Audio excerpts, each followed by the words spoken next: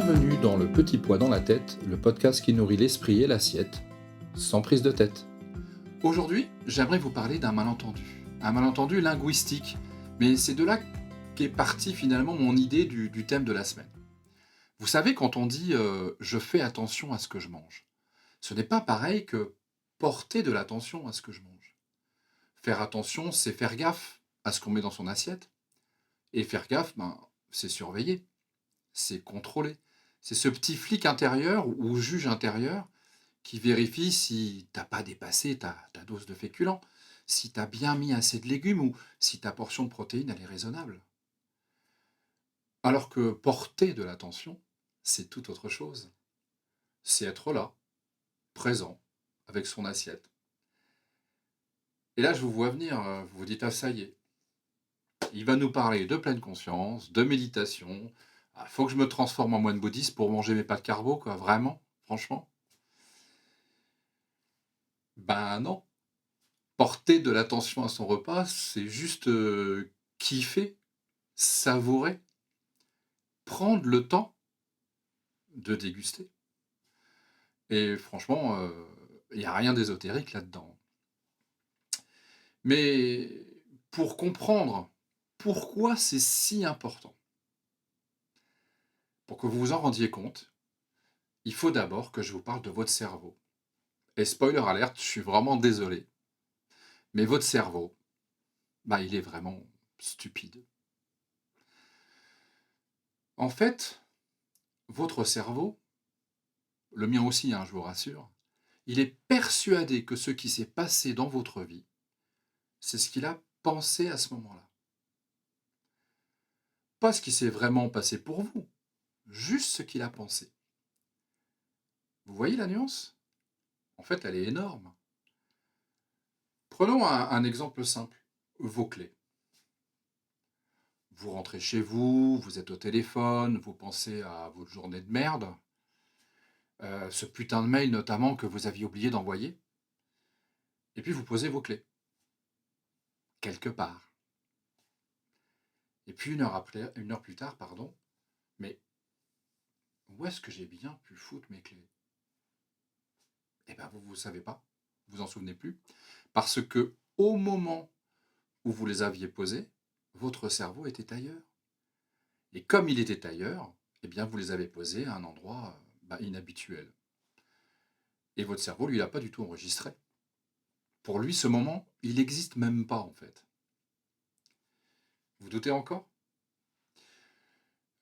Pourtant, il ne vous est jamais arrivé, par exemple, après une session de scrolling un peu compulsif sur les réseaux sociaux, Insta ou que sais-je, de réaliser que vous n'avez pas vu passer le temps. 30 minutes, 45 minutes, parfois plus, complètement envolé. Et quand vous avez répondu à ce SMS alors que vous étiez au volant, me faites pas croire que ça ne vous arrive jamais.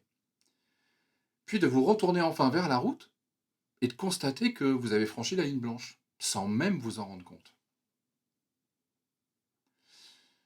Comment aussi expliquez-vous que lors d'un accident, plusieurs témoins de la même scène donnent souvent des témoignages différents? Parce qu'ils ont pensé des choses différentes, ressenti des émotions différentes. Et pourtant au moment exact de l'incident. Et des exemples comme ça, il y en a des milliers, qui attestent que notre cerveau voit notre réalité non pas pour ce qu'elle est, mais à travers le prisme de ce qu'il pensait à ce moment-là. Alors pourquoi je vous dis tout ça? Eh bien parce que ça, c'est vrai aussi pour l'alimentation. Et ça change tout. Prenons un dernier exemple, alimentaire cette fois. Les pop-corn au cinéma.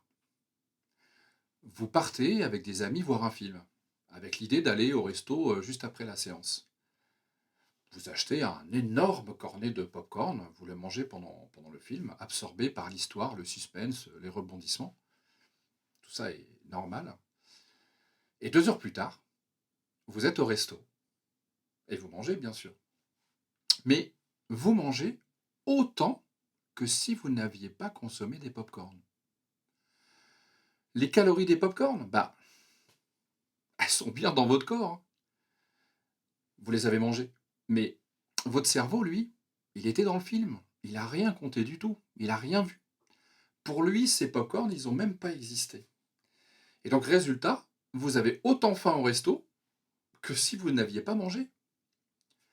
Alors que si vous aviez dégusté ces mêmes pop-corn en étant présent, sans écran, en savourant, en sentant le beurre, le sel, le croquant sous la dent, ben croyez-moi, vous seriez arrivé au resto avec beaucoup moins d'appétit. Au point même de vous dire peut-être merde, j'ai gâché le resto parce que j'ai plus faim. J'aurais pas dû manger ces pop-corn. Ben, c'est exactement le même nombre de calories pourtant. Mais dans un cas, votre cerveau, ben, il était avec vous.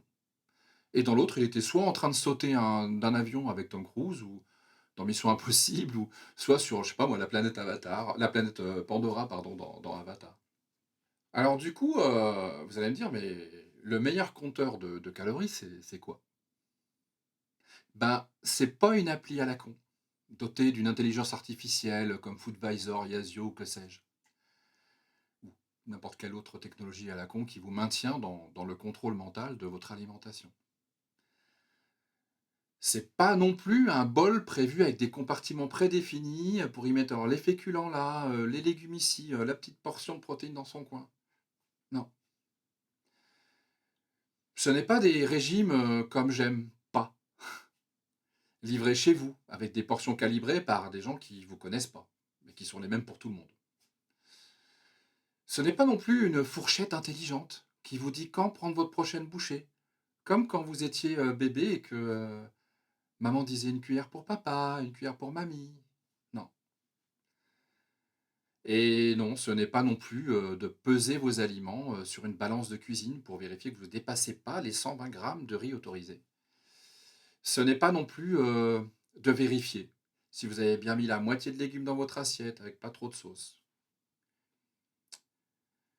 Surtout, ce n'est pas non plus de vous resservir, vous savez, dans une petite assiette. Bah oui, comme ça la portion elle paraît plus grande et vous vous faites, l'illusion que votre assiette elle est plus pleine que la réalité. Tout ça, je le dis un peu avec, sarcasme, hein, vous l'avez bien compris, mais c'est du contrôle mental, c'est de la surveillance, c'est du flicage alimentaire déguisé en méthode. Alors, pour répondre quand même à votre question, c'est quoi enfin à ma question plutôt, c'est quoi votre vrai compteur de calories? Eh bien, votre vrai compteur de calories, encore une fois, c'est votre cerveau, mais pas le cortex frontal, vous savez, celui qui est là. Vous savez, celui qui vous fait trop réfléchir, qui vous fait intellectualiser la moindre miette dans votre assiette. Non, le cerveau reptilien, celui plus profondément ancré. Celui qui nous a permis, à nous, êtres humains, de survivre pendant des dizaines même de milliers d'années. Notre système de survie, en fait. Celui qui régule notre alimentation, entre autres, nos besoins énergétiques, nos besoins émotionnels, nos besoins nutritionnels qui tous nous donnent envie de manger. Et ce, depuis des millénaires, bien avant les applis, bien avant les balances connectées et bien avant les influenceurs fitness à la con.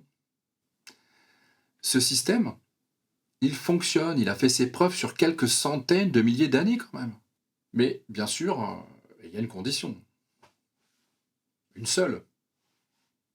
Bah, il faut qu'il soit là, avec vous quand vous mangez. Sinon, il ne peut pas faire son job. Il ne peut pas compter. Il ne peut pas réguler. Il ne peut pas vous dire quand vous en avez assez ou, je dirais plus, quand vous êtes rassasié. Alors, du coup, comment on fait pour l'inviter, ce cerveau? Eh bien, la réponse, elle tient en trois mots. Porter de l'attention. On revient donc au point de départ. Est-ce que c'est difficile? Bon, c'est pas forcément simple, surtout si on a pris des habitudes depuis des années. Mais c'est naturel, c'est infiniment plus naturel que toutes les méthodes à la con que je viens de citer auparavant. Pourquoi c'est naturel?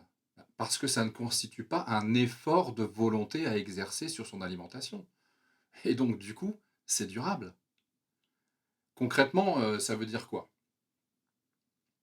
Eh bien, encore une fois, ça ne veut pas dire se transformer pardon, en moine bouddhiste, méditer en fermant les yeux, devant son assiette, les mains jointes, avec de l'encens qui brûle à côté.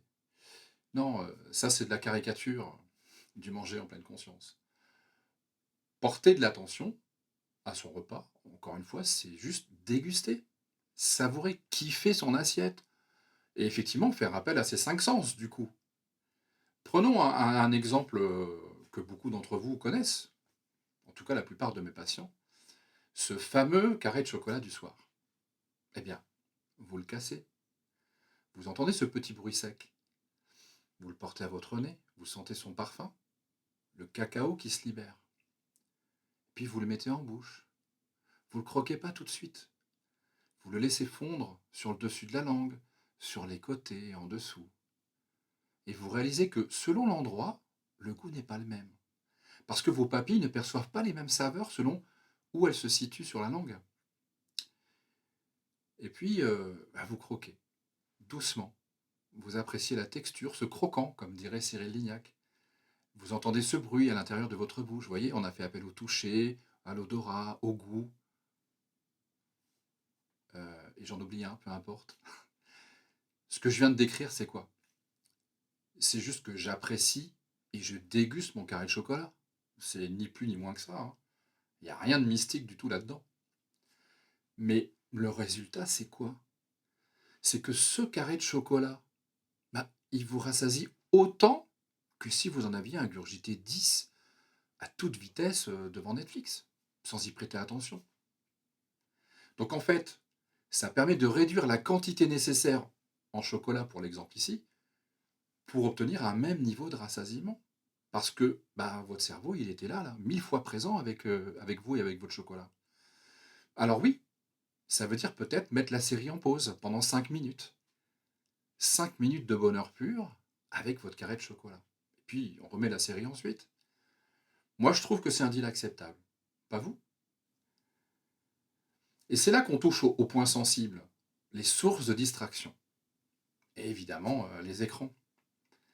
Ce n'est pas si simple de supprimer ces écrans si on a pris l'habitude de manger devant depuis des années.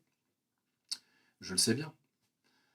Mais tant que faire se peut, l'idée, c'est de réduire ou d'éliminer tout ce qui nous empêche de porter de l'attention à notre repas. Tout ce qui nous empêche de le savourer, de le kiffer. Encore une fois. Comme manger en travaillant.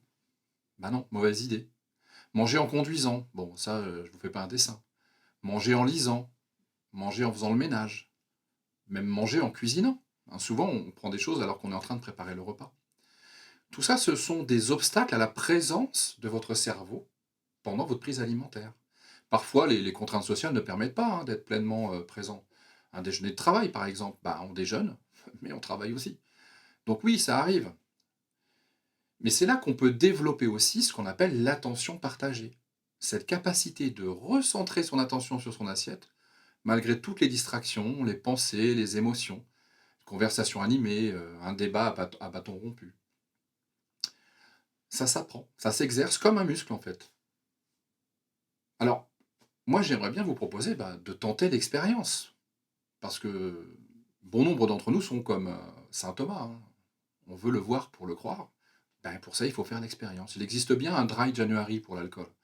Pourquoi ne pas essayer un dry, je ne sais pas quel mois, février, là on est bientôt en février, pour les écrans à table.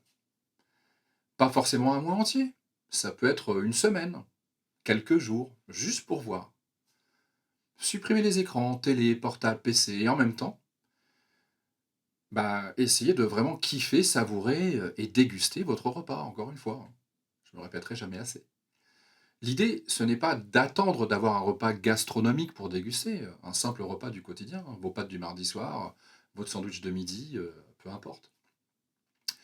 Juste manger, sans rien faire d'autre, et en dégustant. Alors vous n'êtes pas obligé d'être seul, hein. Vous pouvez être accompagné de vos amis, de votre conjoint, de vos collègues pour partager le repas, bien sûr. Mais observez ce qui se passe au fur et à mesure des jours. Observez si vous ne seriez pas par hasard rassasié un peu plus tôt que d'habitude dans votre repas. Et peut-être que vous auriez moins l'envie, 1 heure, 2 heures après, d'y revenir. La vaste majorité de mes patients qui font cette expérience, le constatent. Et vous? Faites-le moi savoir. Si vous préférez recevoir ces réflexions par écrit, j'envoie une courte lettre chaque semaine, heu et le lien est en description. Je vous remercie encore une fois pour votre écoute et puis je vous dis à très bientôt.